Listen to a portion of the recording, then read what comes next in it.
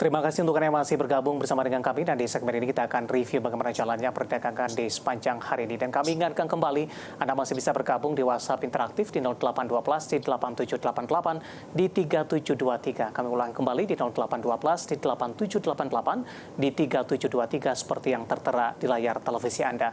Dan saat ini kami sudah terhubung melalui Zoom bersama dengan Bapak Muhammad Al-Fatih yang merupakan VP Samuel Sekuritas Indonesia. Kita akan langsung sapa saja Pak Al-Fatih. Selamat sore, apa kabar Pak?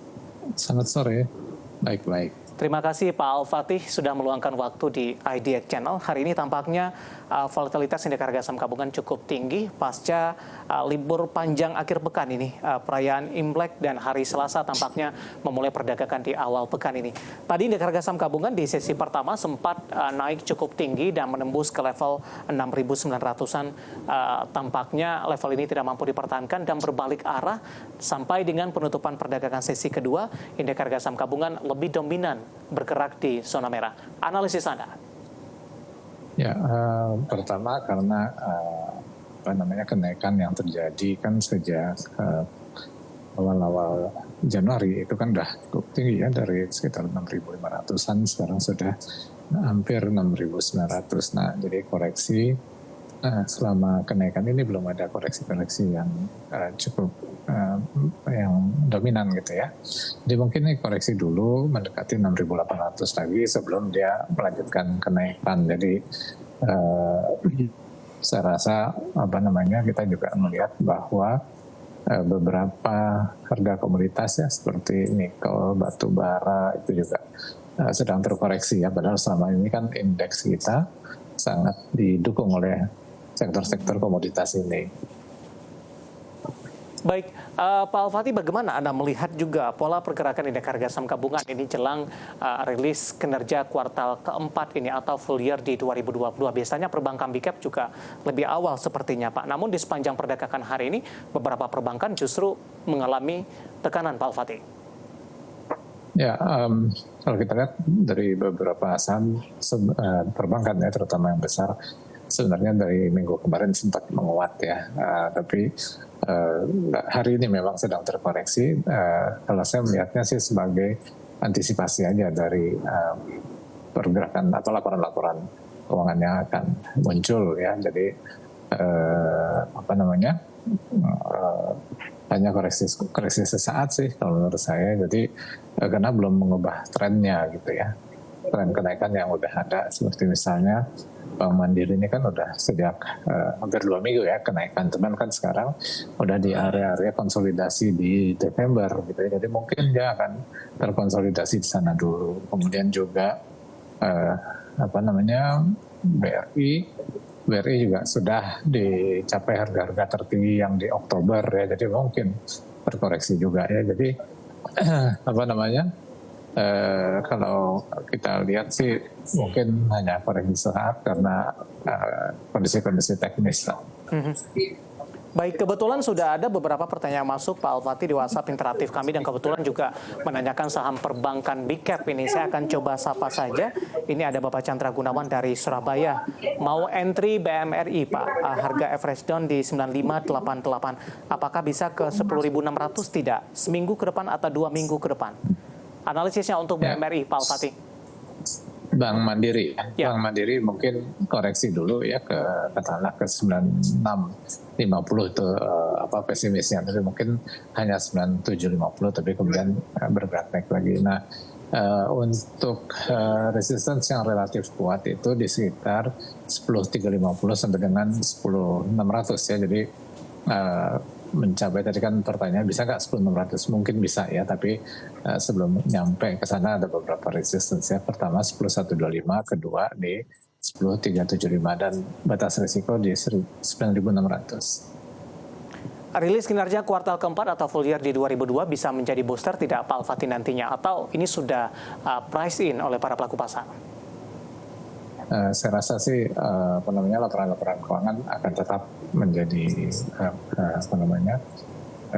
pendorong ya untuk saham. perbankan kita ini. Oke, dari perbankan kita bergeser ke pertambangan energi, terutama dari batu bara. Hari ini beberapa sahamnya juga mengalami koreksi yang cukup dalam. Tadi dari informasi sudah kita sampaikan dari sisi harga komoditas, ini tampaknya sudah mengalami koreksi yang cukup dalam, Pak Al-Fatih. Sudah meninggalkan level psikologis di $300 Amerika per ton. Meskipun ada harapan permintaan dari Inggris akan mengalami peningkatan seiring pembukaan dari pembangkit tenaga batu bara di negara tersebut. Bagaimana Anda melihat posisi ini? Sejak awal tahun harga batubara sudah mengalami koreksi yang cukup dalam, pergerakan harga sahamnya juga cukup tertekan. Di satu sisi, para investor juga masih menunggu ini, mengharapkan adanya pembagian dividen jumbo di tahun buku 2022 yang akan dibagikan di 2023 ini. Ya, kalau kita lihat memang harga saham batubara mungkin dari pertengahan tahun yang lalu udah konsolidasi ya, setelah kenaikan cukup tinggi dari pertengahan 2020 ya, setelah COVID itu gitu ya. Nah, jadi konsolidasi yang cukup lama ya di area-area tertinggi ini, kemudian memang menimbulkan aksi jual ya. Memang ada faktor-faktor, tentunya ada faktor-faktor penyebabnya gitu ya, tapi kalau kita lihat secara teknis, dia penurunannya ini bisa ke arah sekitar 270 bahkan mungkin 250 ya. Jadi untuk batubara memang trennya ya sudah mulai bearish ya, meskipun mungkin kalau dibikin rata-rata ya, kalau untuk laporan keuangan kan biasanya rata-ratanya ya, mungkin rata-ratanya lebih kurang sama masih di 2022 gitu ya. Rekomendasinya Pak Al-Fatih di tengah posisi koreksi harga komoditas, kemudian juga rencana pembagian dividen begitu. Ya, untuk saham PTBA ini sekarang di titik-titik kritikal ya, di 3.600, 3.620 gitu ya.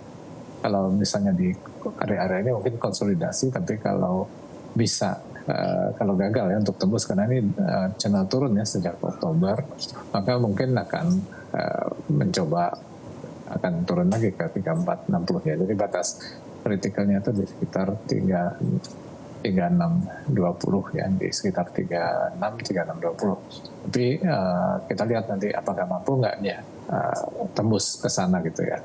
Jadi kemungkinan sih karena trennya masih turun ya, mungkin agak sulit ya untuk tembus.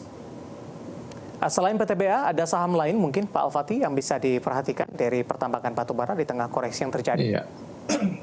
Ya, ada Adaro juga. Ini sempat ada gap di awal tahun ya, di sekitar 3250 sampai dengan 3.300. Nah, ini harganya setelah mencapai angka 3.000 itu mencoba untuk naik kembali menembus channel tersebut ya, gap tersebut. Tapi kelihatannya agak sulit ya. Jadi kemungkinan ya akan melemah juga ke 3125 sampai 3050 gitu ya.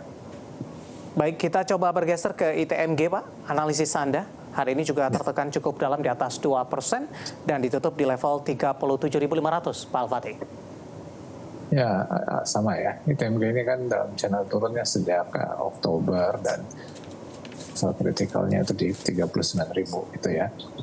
Namun sebaliknya juga ada satu gap atau support di 36.700 gitu ya. Jadi selama dia tidak turun di bawah 36.700 mungkin masih akan coba kembali ke arah 39 sampai dengan 39.800 ya untuk ITMG.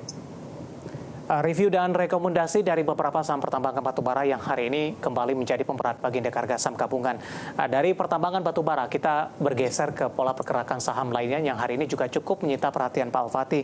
Dari produsen rokok ada Gudang Garam. Nah, kebetulan ini juga listed company update kami untuk hari ini. Di tengah pelemahan indeks harga saham gabungan, Gudang Garam hari ini mengalami penguatan yang cukup signifikan. Dari sisi fundamental, tadi juga sudah kita sampaikan, beban cukai rokok ini membuat saham Gudang Garam ini sudah mengalami koreksi yang cukup dalam di beberapa bulan terakhir. Tapi hari ini mengalami penguatan cukup signifikan dan beberapa waktu lalu cukup diimbangi oleh rencana ekspansi ke infrastruktur untuk Gudang Garam. Analisis Anda? Ya, pertama memang ancamannya itu kan dari cukai ya, dan kemudian juga masih merintis ya usaha di infrastruktur. Tapi juga satu lagi adalah rintisan di bidang rokok elektronik ya. Nah, rokok elektrik ini juga kelihatannya akan menjadi satu tumpuan ke depannya ya, ketika cukai dan kemudian juga berbagai aturan kesehatan kan cenderung menekan ya untuk tembakau gitu ya, tapi rokok listrik ini mungkin menjadi satu alternatif mungkin atau solusi alternatif begitu ya. Nah, sementara penurunan gudang garam yang sudah cukup jauh ya dari level 19.300-an gitu ya, hampir 100.000 ya, itu dianggap mungkin penurunannya sudah cukup tajam sehingga kemudian menjadi satu peluang-peluang ya untuk melakukan pembelian ya. Jadi saya rasa ini mungkin dana-dana dari batu bara itu yang dikurangi, mungkin ini dianggap sebagai salah satu alternatif untuk switching portfolio. Secara teknikal dengan penguatan signifikan hari ini, Pak Al-Fatih, jangka pendek arahnya kemana? Momentum apa yang bisa dimanfaatkan? Ditutup di 18.800, menguat di 9,78%, dan tadi juga sempat menyentuh di atas 19.000-an, Pak.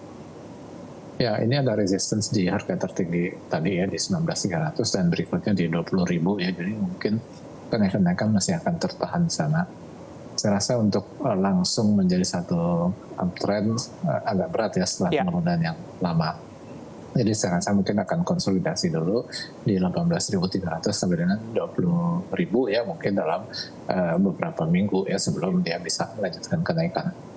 Baik, gudang garam pemirsa hari ini menguat signifikan, dan lagi-lagi keputusan investasi ada di tangan para investor dan trader pasar modal Indonesia.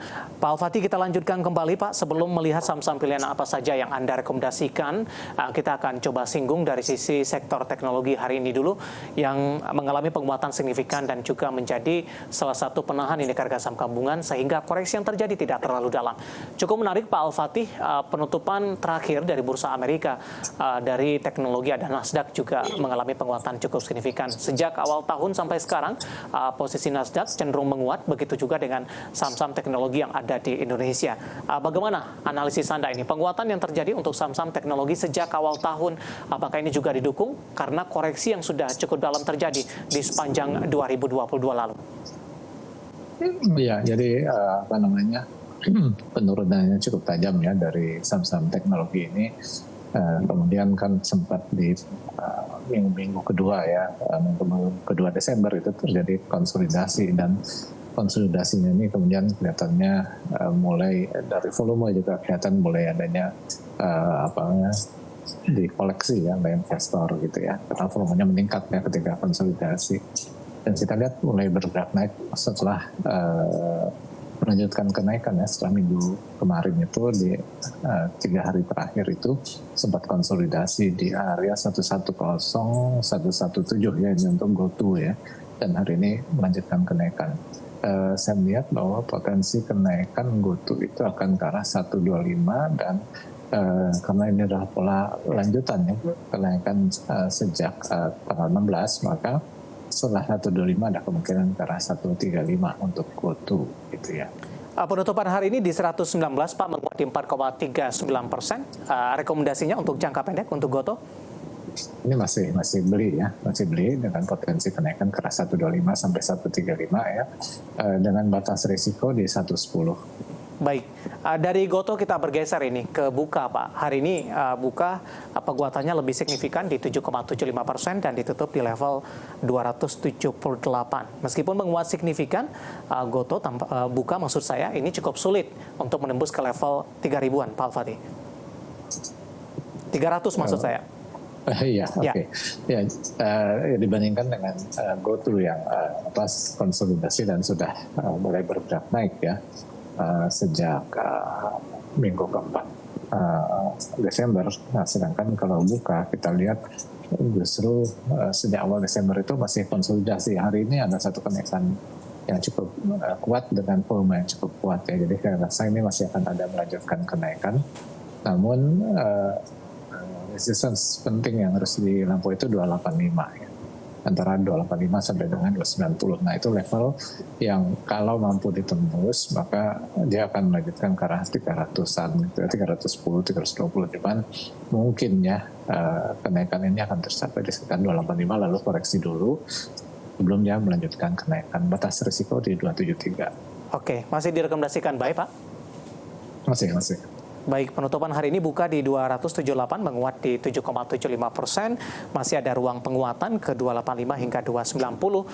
Resisten ini bisa diperhatikan pemirsa untuk buka akan melanjutkan level penguatan ke level 300, di mana level ini sudah cukup lama tidak disentuh oleh buka.